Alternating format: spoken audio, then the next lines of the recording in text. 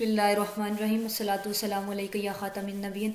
अस्सलाम वालेकुम स्टूडेंट, आज हम लेक्चर नंबर 20 इंशाल्लाह कवर करेंगे द 1962 कॉन्स्टिट्यूशन। ये पाकिस्तान का सेकंड कॉन्स्टिट्यूशन है। फर्स्ट कॉन्स्टिट्यूशन जो था 1956 वो हम पढ़ चुके हैं। 2 ईयर वो इम्प्लीमेंट रहा। 58 में मार्शल लॉ आ गया और वो कॉन्स्टिट्यूशन एब्रोगेट हो गया। नेक्स्ट मार्शल लॉ ओवर होने के बाद फिर कॉन्स्टिट्यूशन। अच्छा, एक बात आपने माइंड में रखने की, जब मार्शल लॉ किसी कंट्री में लगता है तो फिर उसका जो कानून होता है वो वही होता है जो फौजियों का कानून, मार्शल कानून जो वो होता है। मार्शल लॉ उसे कहते हैं ना कि मार्शल कानून उसमें लगता है। उसमें कॉन्स्टिट्यूशन भी एक कानून है ना जिसके तहत स्टेट या कोई कंट्री चलता है, तो कॉन्स्टिट्यूशन एब्रोगेट हो जाता है, खत्म हो जाता है। जब मार्शल लॉ होगा तो कॉन्स्टिट्यूशन कंट्री का नहीं होगा, खत्म हो जाएगा, सस्पेंड हो जाता है वो। 1962 constitution background, constitution making, salient features. Background पढ़ते हैं। Military took over on 7 October 1958 and consequently Ayub Khan became chief marshal law administrator. जो आर्मी ने टुक ओवर किया था पाकिस्तान की जो गवर्नमेंट है उसको ख़त्म करके और उस पर अपना कब्जा कर लिया था अयूब खान ने 7 अक्टूबर 1958 को, और मार्शल लॉ लग गया था। इस तरह पिछला जो कॉन्स्टिट्यूशन था 56 का वो एब्रोगेट हो गया था, ख़त्म हो गया था। One major task was to frame a new constitution. अब जब मार्शल लॉ लग गया तो अब नया काम जो था, उस वक्त पिछला कॉन्स्टिट्यूशन खत्म हो गया, नया काम ये था कि नया जो कॉन्स्टिट्यूशन है वो बनाना है, फ्रेम करना है। The administration was critical of parliamentary system because it cause instability in the past. वो कहते हैं जैसे हमने पास्ट कॉन्स्टिट्यूशन हमने सारे उसके फीचर्स पढ़े हैं, यू नो के 1956 constitution was of parliamentary system, उसमें पार्लिमानी निज़ाम हुकूमत था। तो अब वो यहाँ ये कह रहा है कि जो पार्लियामेंट्री सिस्टम है वो इनस्टेबल था, क्योंकि उससे जो हमारी गवर्नमेंट है वो स्टेबल नहीं रह सकी। सिर्फ वो 2 साल सिस्टम चला है, वो ख़त्म हो गया है, इसलिए अब वो पार्लियामेंट्री सिस्टम नहीं आना था, मतलब नेक्स्ट कॉन्स्टिट्यूशन में वो सिस्टम नहीं होना चाहिए। The sought stability of the nation in the gradual development of democracy. अब जो स्टेबिलिटी थी, जो इत्तेहाद और जो इसकी स्टेबल रहना था नेशन ने, कौम ने, उसका जो काम था वो था कॉन्स्टिट्यूशन इसमें हो तभी स्टेबल। ज़ाहिर है कोई लॉ चलेगा, मार्शल लॉ तो नहीं। और मार्शल लॉ अपने बात याद रखनी, जब किसी कंट्री में मार्शल लॉ इम्पोज होता है तो उसकी सारी डेवलपमेंट खत्म हो जाती है, बाहर से सारे जो उसके रिलेशन होते हैं, इम्पोर्ट एक्सपोर्ट, वो सारा कुछ कट ऑफ, हर चीज़ हो जाती है, मतलब उसकी तरक्की नहीं होती है कंट्री की, वो स्टिल वहाँ रुक जाता है। अब मार्शल लॉ तो ज़ाहिर ख़त्म होना था और कॉन्स्टिट्यूशन आना था। अब इसके लिए ये था कि स्टेबिलिटी हो नेशन की, ऐसा कॉन्स्टिट्यूशन हो, वो डेमोक्रेसी को डेवलप करें, यानी कि जमहूरियत का निज़ाम मुल्क में ज़्यादा है। सेकेंड स्टेप है constitution making. The government introduce basic democracy in October 1959। Basic democracy, बुनियादी जमहूरियत का जो कॉन्सेप्ट था वो गवर्नमेंट ने अक्टूबर 1959 में इंट्रोड्यूस करवाया। अब ये इसकी डेफिनेशन है, ये शायद क्वेश्चन में आ सकता है, व्हाट इज बेसिक डेमोक्रेसी, तो आप लिख सकते हैं अंडर दिस सिस्टम, अंडर आप यहाँ लिखेंगे under the system of basic democracy 40,000 basic democrats local council were to elected in each province. कि हर सूबे में 40,000 लोग जो थे बेसिक डेमोक्रेट्स के नाम से, जमहूरी लोग, उनको इलेक्ट होना था, 40,000 हर सूबे में से। They have to perform functions, उनका क्या काम था, फंक्शन उनका ये था, as local government and they role in developmental work. अब इनका काम ये था, जो 40,000 बेसिक डेमोक्रेट्स होने थे उन्होंने लोकल गवर्नमेंट को रन करना था, क्योंकि गवर्नमेंट रन होती है by the constitution. Because of martial law constitution was abrogated, so basic democracy बनी। और इसके बाद ये आए 40,000 पीपल एवरी प्रोविंस में से इलेक्ट हुए जिन्होंने लोकल गवर्नमेंट को रन करना था। They also act as an electoral college for the election of president and the national assembly. Electoral college का ये मतलब है कि प्रेसिडेंट का जो इलेक्शन होता है उसके लिए हमेशा एक इलेक्टोरल कॉलेज है। इलेक्टोरल कॉलेज में वो लगाते हैं जो प्रेसिडेंट को प्रेसिडेंट बनने के लिए वोट कर सकते हैं। अब ये जो 40,000 लोग थे ये इलेक्टोरल कॉलेज में आते थे, जो प्रेसिडेंट का इलेक्टोरल कॉलेज था। इलेक्टोरल कॉलेज का मतलब होता है उन लोगों पर मुश्तमिल एक लोग होते हैं, लोगों का ग्रुप होता है, उसको कॉलेज का नाम दिया जाता है, जो लोग प्रेसिडेंट को वोट कर सकते हैं, सदर को। अब ये 40,000 लोग थे, और दूसरे कौन से थे, द नेशनल असेंबली, जो कौमी असेंबली में लोग थे, ये के सारे प्रेसिडेंशियल इलेक्टोरल कॉलेज में शामिल थे। अब बेसिक डेमोक्रेसी के लिए जो 40,000 लोग सिलेक्ट होने थे वो ज़्यादा ऐसे तो नहीं आ जाने थे, वो भी हर प्रोविंस में, हर सूबे में इलेक्शन के जरिए होने थे। उनके जो इलेक्शन थे, elections for the basic democracies were held in December 1959 and January 1960। इस टाइम में इलेक्शन हुए फॉर बेसिक डेमोक्रेट्स के लिए। Then presidential referendum was held by the elected basic democracy members on February 17 1960। Presidential referendum ये होता है कि अब मार्शल लॉ लग गया, अयूब खान जो है वो सदर बन गया। अब रिफरेंडम ये हुआ कि लोगों से ये पूछा कि ये सदर कबूल है या नहीं। अब रिफरेंडम में लोग हाँ या ना का अपने जवाब देते हैं, तो उसे कहते हैं रेफरेंडम, मतलब लोगों के वोट लेना एक सदर के लिए। इसको कहते हैं प्रेसिडेंशियल रेफरेंडम, सदारती जो रेफरेंडम हुआ था। ये किसने हेल्ड करवाया? बेसिक जो डेमोक्रेसी के मेंबर्स थे उन्होंने हेल्ड करवाया 17 फरवरी 1960 को। फिर क्या हुआ? A constitutional commission was established in February 1960। अब क्योंकि नया कॉन्स्टिट्यूशन बनना था इसलिए कॉन्स्टिट्यूशन कमीशन बना 1960 को, under the chairman of justice Shahabuddin. Justice Shahabuddin जो थे जस्टिस थे, जज थे, उनकी सरबराही में कॉन्स्टिट्यूशन कमीशन बना। फॉर्मर चीफ जस्टिस जो पहले जज रह चुके थे, फॉर्मर मतलब पहले रह चुके थे जो जज, चीफ जस्टिस सॉरी रह चुके, चीफ जस्टिस ऑफ पाकिस्तान। आपने याद रखें कि चीफ जस्टिस जो होता है ये पाकिस्तान की सबसे बड़ी जो कोर्ट है सुप्रीम कोर्ट, उसका जो सबसे बड़ा जज उसे चीफ जस्टिस कहते हैं, और इसको चीफ जस्टिस ऑफ पाकिस्तान भी कहते हैं। पूरे मतलब जो पूरे मुल्क में हाईएस्ट लॉ ऑफिसर होता है वो चीफ जस्टिस ऑफ पाकिस्तान होता है। अब justice Shahabuddin was former chief justice of Pakistan, इसकी चेयरमैनशिप में कॉन्स्टिट्यूशन कमीशन बना। The ask assign to the commission were, जो टास्क असाइन किए गए थे कमीशन को वो क्या थे? To examine the causes of failure of the parliamentary system. अब 1956 के कॉन्स्टिट्यूशन में पार्लियामेंट्री निज़ाम हुकूमत था ना, पार्लियामेंट्री सिस्टम था, उसके फेल होने की जो वजूहत थी वो उसने एग्जामिन करनी थी कॉन्स्टिट्यूशन कमीशन में। दूसरा टास्क उसका था recommend a new system keeping in view, नया सिस्टम एक रिकमेंड करे इन बातों को मद्देनजर रखते हुए। कौन कौन सी बातों को? जीनियस ऑफ पीपल, लोगों की जीनियसनेस को मद्देनजर रखते हुए। Standard of education, Nizam standard जो मयार था तालीम का उसको मद्देनजर रखते हुए। Internal condition of the country की जो अंदरूनी हालात थे उसको मद्देनजर रखते हुए। नीड ऑफ डेवलपमेंट, जो तरक्की की ज़रूरत थी कंट्री में, इन सारी बातों को मद्देनजर रखते हुए एक नया सिस्टम पेश करे। कौन? ये constitutional commission. Commission presented its report in May 1961 after then two committees reviewed it। Commission ने अपनी रिपोर्ट बनाई, तैयार की, इन सारी बातों के को मद्देनजर रख के इस डेट को उसने रिप्रेजेंट कर दी मई 1971 को, और दो कमेटियां थी जो उन्होंने इस रिपोर्ट को देखा। फिर क्या हुआ? Under the report of these committees the new constitution was drafted. अब जो रिपोर्ट जो दो कमेटीज ने देखी उनको पसंद आ गई, ठीक हो गई, तो इस रिपोर्ट के नजरिए इसको रिपोर्ट को मद्देनजर रखते हुए नया जो कॉन्स्टिट्यूशन था वो बनना शुरू हुआ। Ayub Khan announce the constitution और मार्च 1 1962।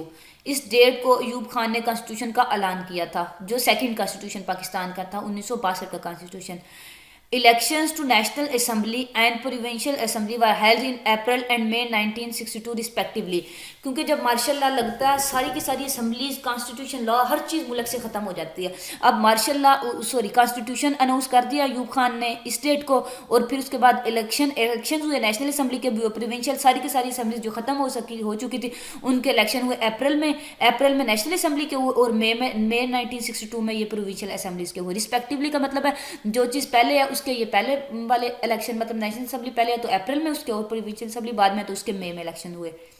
The new constitution was enforced on June 8 1962।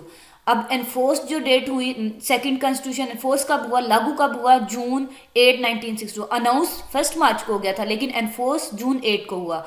Martial law was withdrawn, martial law खत्म हो गया। The new constitution was consist of 250 articles 5 schedules. 250 article और 5 शेड्यूल थे इसके।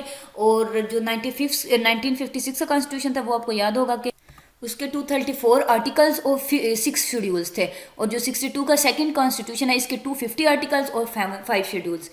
Salient features of the constitution. 1962 का constitution, उसके हम अहम नुकात पढ़ लेते हैं।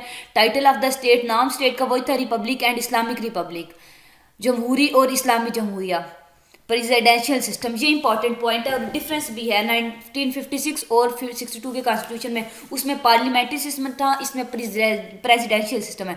अब इसका डिफरेंस आपने याद रखना है। पार्लियामेंट्री सिस्टम में जो प्राइम मिनिस्टर होता है, वजीर आजम होता है, वो हेड ऑफ द गवर्नमेंट होता है, जबकि ये जो प्रेसिडेंशियल सिस्टम है इसमें जो प्रेसिडेंट होता है, सदर होता है, वो ज़्यादा पावरफुल होता है और वो हेड ऑफ द गवर्नमेंट होता है। उसमें प्रेसिडेंशियल सिस्टम में प्रेसिडेंट पावरफुल होता है और पार्लियामेंट्री सिस्टम में जो प्राइम मिनिस्टर है वो पावरफुल होता है। ये अपने डिफरेंस मस्त याद रखना, ये बहुत इंपॉर्टेंट डिफरेंस है। इसको हम पढ़ते हैं। अ powerful president who was responsible for administration and affairs of the state.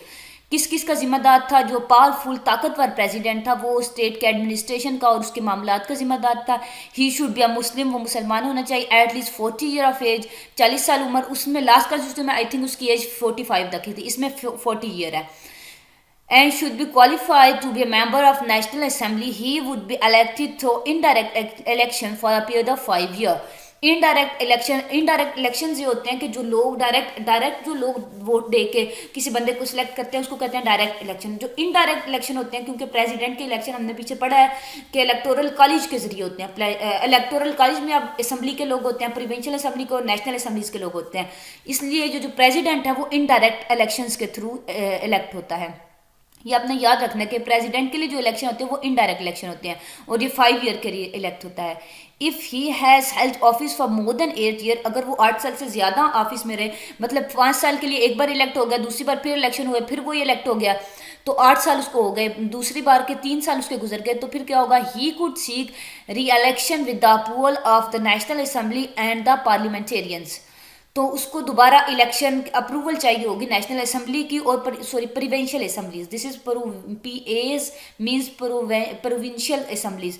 मतलब जो इलेक्टोरल कॉलेज है इसका प्रेसिडेंट के इलेक्शन के लिए इलेक्टोरल कॉलेज नेशनल असेंबली और प्रोविंशियल असेंबली पर मुश्तमिल होता है। इन दो लोगों की उसको दोबारा अप्रूवल उनकी चाहिए होगी अगर 8 साल से ज़्यादा वो प्रेसिडेंट रहता है। तो national assembly was given the power to impeach the president. National assembly के पास पावर थी कि वो प्रेसिडेंट को हटा सके, उसको इम्पीच कर सके, उसको बरतरफ कर सके।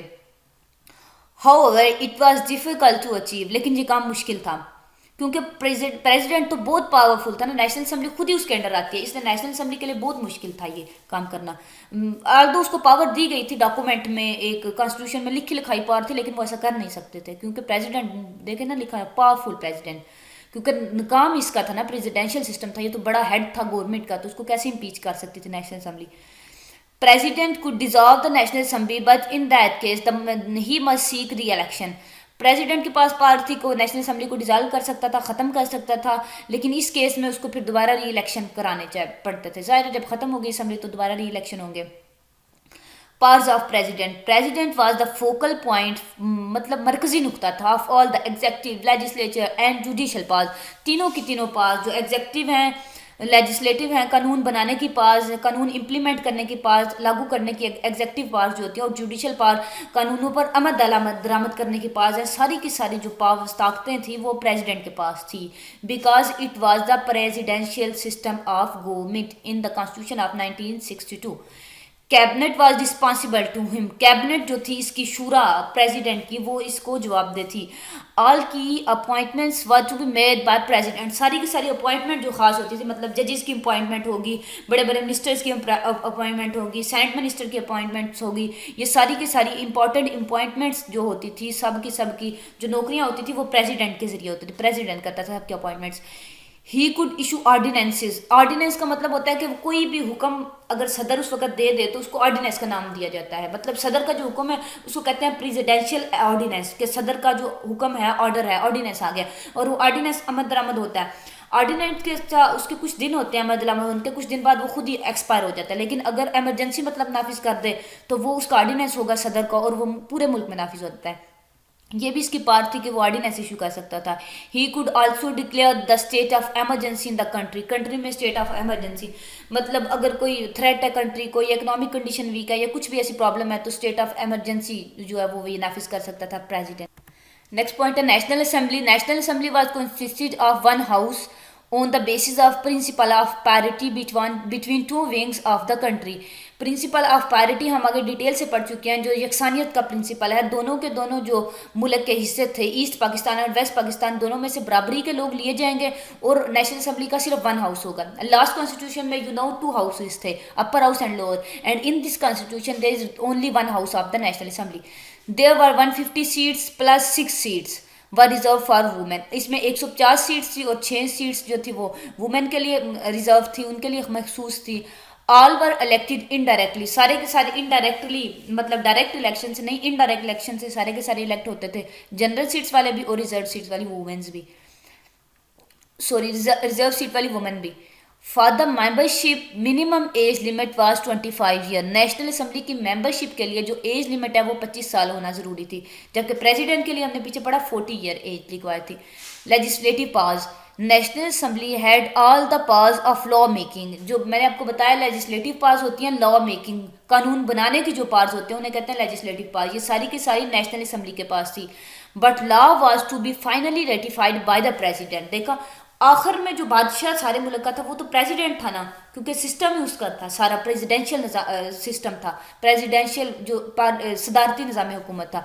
अब फाइनली जो उसने लॉ बनाया है, इसकी नेशनल असम्बली के पास ऑल दो लॉ मेकिंग की पावर है, लॉ उसने बना दिया, लेकिन फाइनली रेटिफाइड जो फाइनली पास उसको करना है वो प्रेसिडेंट ने करना है। अगर वो पास कर देता तो बन जाएगा, अदरवाइज नहीं। अब देखें, प्रेसिडेंट कुछ साइन कर सकता है, अगर वो साइन कर देगा तो वो लॉ बन जाएगा, रिजेक्ट कर देगा भाई नहीं जी ये नहीं लॉ बन सकता तो वो नहीं बनेगा। और रिटर्न द बिल भी हमने डिस्कस किया था लेक्चर में डिटेल से। रिटर्न कर सकता है कि मतलब सर्टन अमेंडमेंट्स के साथ कि इसमें ये चेंजिंग करो तो फिर ये लॉ बनेगा। ये सारी की सारी पावर्स प्रेसिडेंट के पास थी।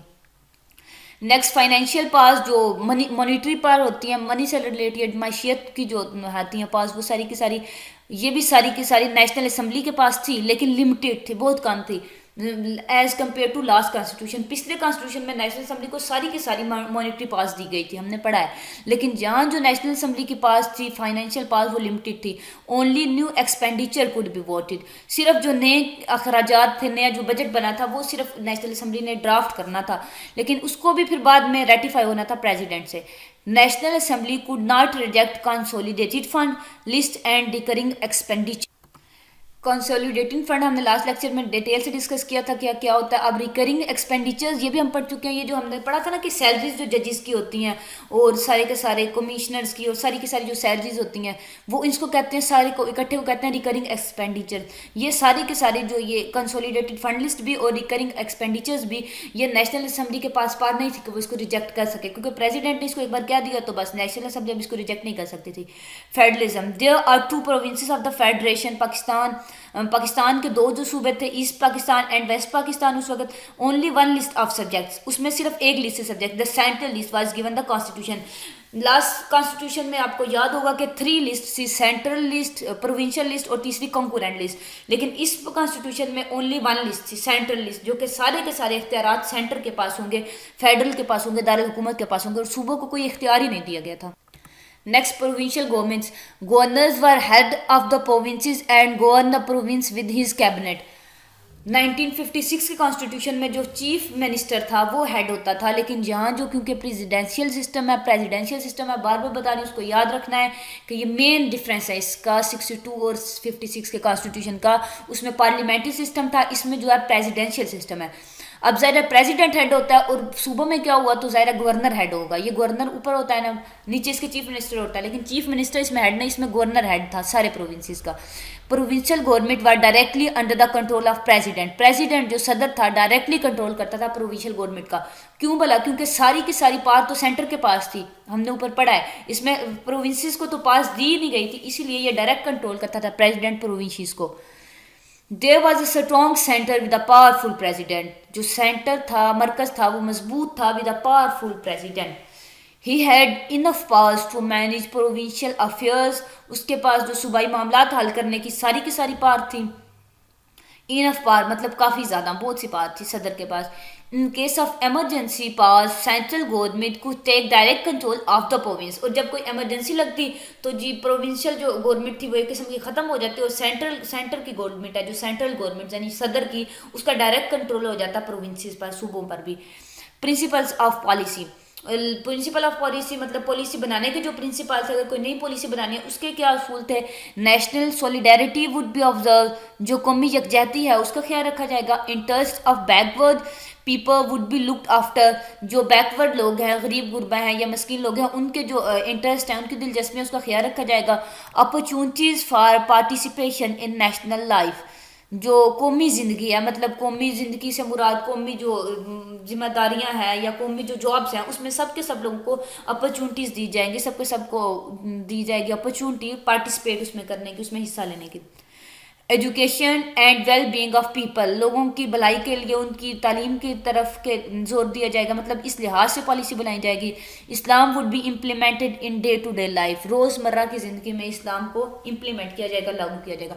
अब जब प्रिंसिपल ऑफ पॉलिसी, ये शॉर्ट क्वेश्चन आ सकता है, इंपॉर्टेंट है, ये सारे कॉन्स्टिट्यूशन में आपको मिलेगा, तीनों में। 56 में भी हमने पढ़ा, 62 में भी पढ़े और 1973 में भी इंशाल्लाह पढ़ेंगे। इसको आप किसी तरह भी लिख सकते हैं, तकरीबन तीनों के सेम है, कुछ पॉइंट्स हैं जिसका डिफरेंस है, आप इनको अलग-अलग याद कीजिएगा प्रिंसिपल ऑफ पॉलिसी को। Fundamental rights were provided in the constitution, जो बुनियादी हकूक थे वो भी कॉन्स्टिट्यूशन में दिए गए थे। Originally political parties were not allowed, जो सियासी पार्टियां थी उनकी इजाज़त नहीं थी, क्योंकि उस वक्त मार्शल लॉ लगा था और सब कुछ ख़त्म हो गया था, सियासी पार्टी और कुछ भी नहीं रहा उस वक्त। पूरी की पूरी गवर्नमेंट, कॉन्स्टिट्यूशन, सारी की सारी मशीनरी, कॉन्स्टिट्यूशन मशीनरी, और उसके बाद जुडिशल और ये सारी की सारी वर्किंग मशीनरी, एग्जेक्टिव पावर सारी की सारी ख़त्म हो गई थी, क्योंकि आर्मी का टेक ओवर हो गया था। और पॉलिटिकल पार्स जो थी, सियासी पार्टीज जो थी, वो सारी की सारी ख़त्म हो गई थी, उनकी इजाज़त नहीं थी। लेकिन बाद में क्या हुआ, 1962 में जब कॉन्स्टिट्यूशन आया, उस वक्त पॉलिटिकल पार्टीज एक्ट, एक पॉलिटिकल पार्टी का लॉ आया, वो इंट्रोड्यूस हुआ 1962 में। उसके बाद फिर पॉलिटिकल पार्टियाँ, सियासी पार्टियाँ बनी। Islamic provisions. Objective resolution was the preamble of the constitution. Other Islamic provisions were parts of principle of policy and not the constitution. We know it as well. Advisory Council for Islamic Ideology. An advisory council for Islamic ideology was made in the constitution having 5 to 12 members. 5 से 12 members थे advisory council के। एक advisory council मतलब ये थी कि ये council ये करती थी कि अगर कोई आपने कोई लॉ बनाना है, उसमें आपको नसीहत कर देती थी कि ये इस्लाम के कानून है, इस्लाम में आपने इन सबको मद्देनजर रखना है। लेकिन इसका फ्लॉ जो सबसे बड़ा था वो ये था, it was a recommendatory body, ये सिर्फ रिकमेंड करती थी बॉडी। मतलब एडवाइजरी काउंसिल ने आपको कुछ कह दिया तो आपने ज़रूरी नहीं है आप पे कि वो आप वैसा ही करेंगे, आप उसके खिलाफ भी कर सकते हैं। इसका काम है सिर्फ रिकमेंड करना, आपको सजेस्ट करना, बता देना, मशवरा देना।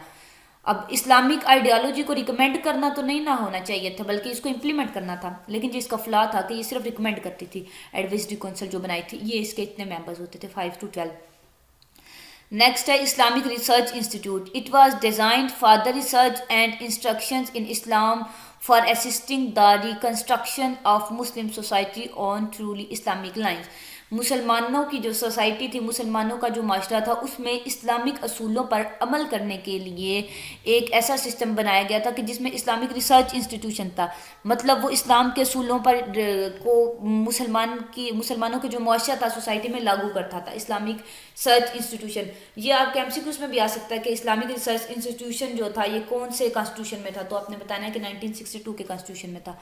Working of the Constitution remained enforced from June 8 to 1962 to March 25, 1969। ये कोई ज़्यादा उससे, वो तो 2 साल रहा था लास्ट कॉन्स्टिट्यूशन, जबकि ये बेहतर उससे 6-7 साल काम कर दिया था कॉन्स्टिट्यूशन। 1969 में दोबारा मार्शल लॉ लग गया था, वो हम इंशाल्लाह नेक्स्ट लेक्चर में पढ़ेंगे, और ये कॉन्स्टिट्यूशन भी एब्रोगेट हो गया था। होप सो आपको समझ आ गई होगी। अच्छा, बच्चे पूछ रहे थे कि लॉन्ग क्वेश्चन का भी बताएं। लॉन्ग क्वेश्चन बच्चे ऐसे पूरा आ सकता है कि आप 1956 कॉन्स्टिट्यूशन के फीचर्स लिखें या 1962 के कॉन्स्टिट्यूशन के फीचर्स लिखें, तो ये सारे के सारे फीचर्स जो हमने पढ़े हैं ये आपको लिखने पड़ेंगे एज इट इज़। जबकि शॉर्ट क्वेश्चन और एमसीक्यूज के लिए ये हाईलाइटेड है, और शॉर्ट क्वेश्चन के लिए आपको कंसेप्ट क्लियर करना पड़ेगा। शॉर्ट क्वेश्चन ऐसे आ सकता है आपका कि जैसे प्रिंसिपल ऑफ पॉलिसी हमने पढ़ा है, या 1962 का कॉन्स्टिट्यूशन कैसे आया था, और उसमें आप फर्स्ट वाला जो हमने स्टार्ट से पढ़ा है कि मार्शल लॉ लगा, उसके बाद कमेटीज़ बनी और कॉन्स्टिट्यूशन फिर हमारा बना, तो 62 का कॉन्स्टिट्यूशन आया। जबकि लॉन्ग क्वेश्चन ये सारा आ सकता है कि आप फीचर लिखें 56 के कॉन्स्टिट्यूशन के, या 62 के, या 73 के, तो आपको लिखने पड़ेंगे। ओके, अपना बहुत सारा ख्याल रखिएगा। होप्स आपको समझ आ गएगी। Best wishes for all of you. अल्लाह हाफिज़।